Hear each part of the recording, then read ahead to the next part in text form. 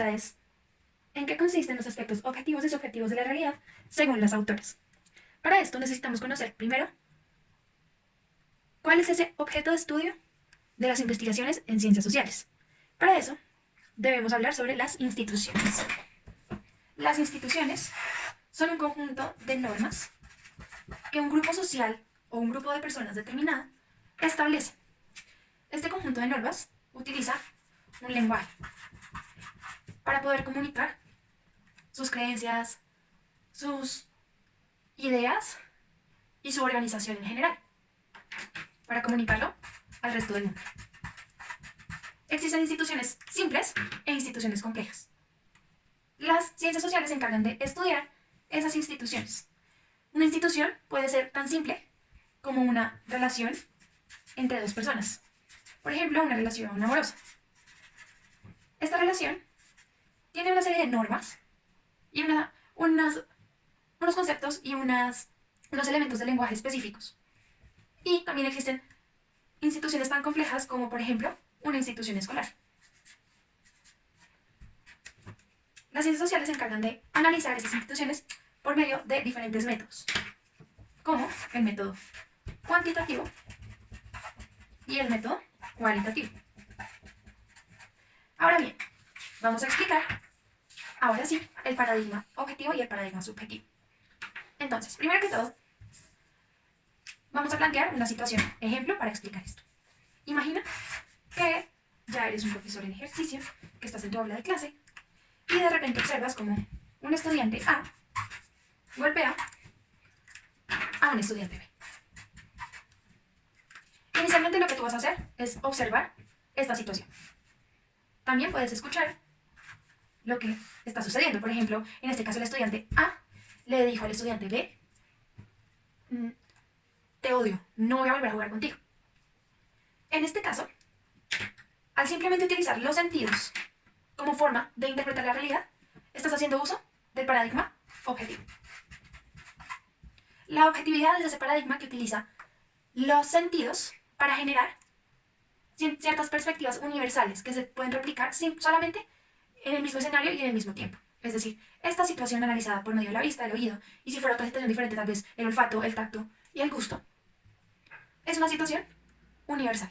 Es una situación tangible que el observador, en este caso tú, percibes y puedes describir por medio de datos específicos, por ejemplo, números, por ejemplo, en este caso, cifras como el estudiante A muestra comportamiento agresivo con el estudiante B de esta forma. Momentos del día en los que es agresivo, días de la semana. Entonces, haces una gráfica. Aquí entra lo que hablamos sobre la investigación cuantitativa.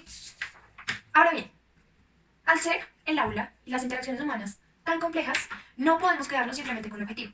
Hay que trascender al paradigma subjetivo, que hace referencia a esos elementos que no pueden ser percibidos por medio del método científico, que no pueden ser observados y percibidos por medio de los sentidos, que van más allá de lo objetivo, de lo tangible. Entonces, para que este docente pueda identificar realmente la causa de este problema, tiene que saber qué fue lo que pasó.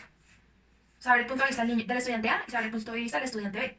Tal vez, en este caso, si el profesor pregunta no solo a estos estudiantes, sino a los estudiantes que estaban alrededor, a los padres de familia, por ejemplo, a otros profesores, puede darse cuenta que eso que parecía tan objetivo, tan cuantificable, tal vez no lo puede explicar por medio de números, sino a través de descripciones detalladas, es decir, lo cualitativo. En conclusión, el paradigma objetivo y el paradigma subjetivo son paradigmas utilizados en la investigación en ciencias sociales que sirven para interpretar la realidad de formas complementarias. Pregunta número 2. ¿A qué hacen ilusión los autores con la expresión los límites humanos para conocer la realidad? Entonces, nosotras seguimos con una relación del primer punto. Entonces, la expresión se refiere a que los seres humanos conocen la realidad desde sus sentidos, pero esto, al ser propios de la materia con el cual se estudia, genera una contaminación en el objeto de estudio. Además, no permite conocer lo que hay más allá de los sentidos y lo que se puede presenciar. Entonces, lo que se conoce se reduce a una capacidad humana, puesto que los sentidos limitan la apariencia de la claridad frente a la realidad. Para las ciencias sociales, según los análisis que se hace de las autoras, además que las autoras toman referentes de lecturas como Ibáñez y Maturana, que dicen que el objeto de estudio es un sujeto que, al relacionarse con el objeto de estudio, genera que contaminación y un sesgo que no permite entender qué pasa más allá de los sentidos que muestran. Pero Bonilla y Rodríguez dicen que las dimensiones subjetivas no estimulan los sentidos de la misma manera que las subjetivas, puesto que las subjetivas es determinante del objeto y coexisten en el mismo espacio y tiempo. La tercera pregunta es, ¿cuál es el origen histórico de ambos métodos, el cualitativo y el cuantitativo? Todo comienza en el Renacimiento, es decir, entre el año 1250 y el año 1600 aproximadamente.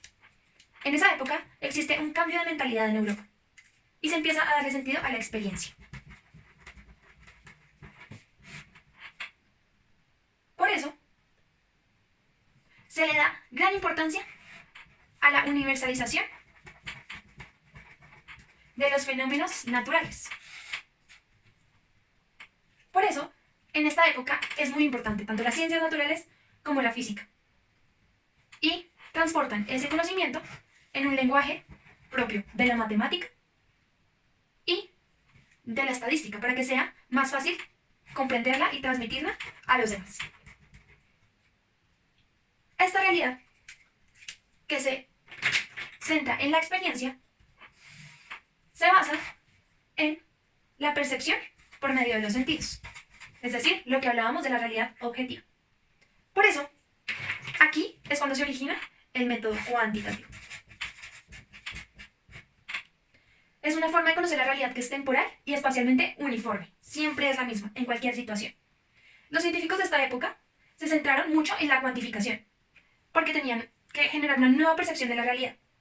Además que en esta época era muy importante entender todo el tema de las cuestiones económicas, también todo el tema de las cuestiones sociales, ya que había muchas incertidumbres. Y la experiencia y la universalización de esos resultados percibidos por medio de la realidad tangible generaban sistemas teóricos que permitían explicar eso que antes era desconocido de una forma universal. Ahora bien, a medida que pasaron los años, se dieron nuevas formas de entender la ciencia. Se entendieron muchas leyes generales, especialmente las ciencias sociales. Y eso dificultaba explicar la realidad. Entonces, esas leyes generales hacían que ese camino de entender la realidad social fuera complejo. Por eso se generó algo que rompió con eso, un debate. Y fue un debate propio de la economía y de la sociología. Allí fue que se extendió esa idea de que existían realidades sociales complejas.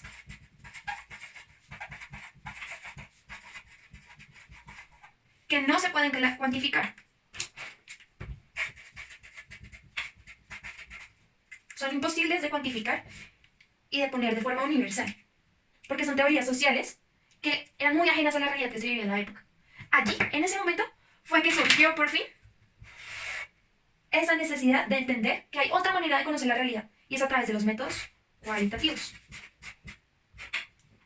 En la pregunta número 4 nos dice, caracterice, diferencie y relacione los métodos cualitativos y cuantitativos. Por lo tanto, empezaré con la cuantitativa. Es una investigación positivista, toma como referencia la metodología de los métodos de investigación de las ciencias naturales, permite formular hipótesis sobre las relaciones esperadas entre la variable, sobre los problemas que se estudian, conceptos empíricos mediables, construye hipótesis conceptuales, muestra los resultados dando una relación esperada entre los datos, las variables, las definiciones, los indicadores, la recolección y procedimientos de las interpretaciones.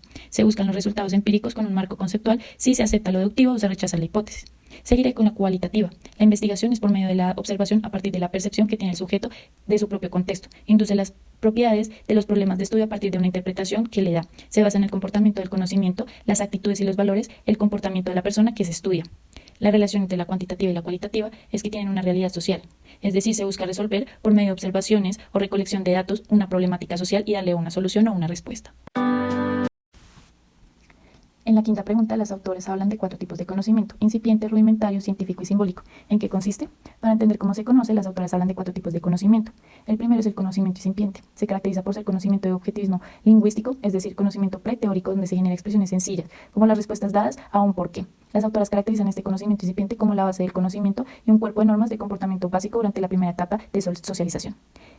Siguiendo con la segunda etapa, Bonilla y Rodríguez mencionan que el conocimiento rudimentario, que consiste en proporcionar teóricas que hacen referencias a esquemas explicativos muy pragmáticos que se relacionan en acciones concretas. Por ejemplo, los proverbios, leyes morales, leyendas y cuentos, es decir, se caracteriza en conocimientos como aquel del sentido común.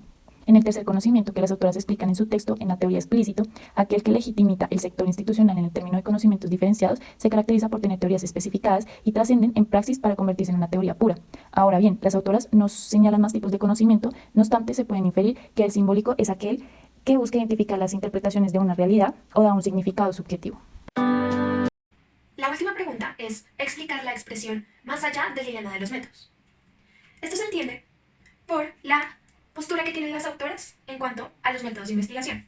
Ellas consideran que hoy en día, y a través de la historia, los investigadores se han centrado en un solo método, bien sea el cuantitativo, si sus investigaciones suelen ser tangibles y con resultados exactos, o el cualitativo. Sin embargo, ellas plantean que es necesario un equilibrio entre ambos, que los investigadores conozcan tanto de uno como del otro, y que allí empiecen a tomar decisiones acerca de su investigación.